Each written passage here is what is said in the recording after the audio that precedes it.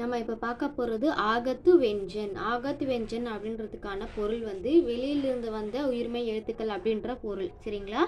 இது வந்து ஒரு மொழியில் வந்து பல மொழிகளினுடைய கலப்பு வந்து இருக்கும். ஏன் அப்படின்னாக்கா ஹிந்திலேயும் இதே மாதிரியான உருது சொற்கள் வந்து இருக்கும்.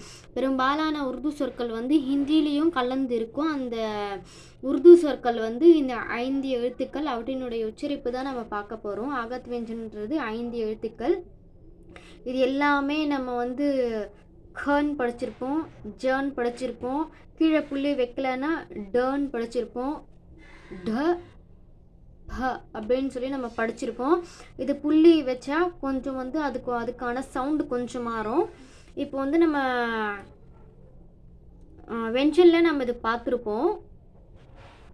க அப்படின்றது இது வந்து க. அக்பார் அப்படின்ற லெட்டரில் அந்த க அப்படின்றது வரும். சரிங்களா? இது வந்து நம்ம வெறும் இது வந்து ஜான் படிச்சிருப்போம். புள்ளி இங்கே வந்துச்சு அப்படின்னாக்கா ஜெட்டு சவுண்டு ஜ அப்படின்னு சொல்லி படிக்கணும். இது வந்து ட ட ப. இந்த 5 எழுத்துக்களையும் நான் எழுதி காட்டுறேன்.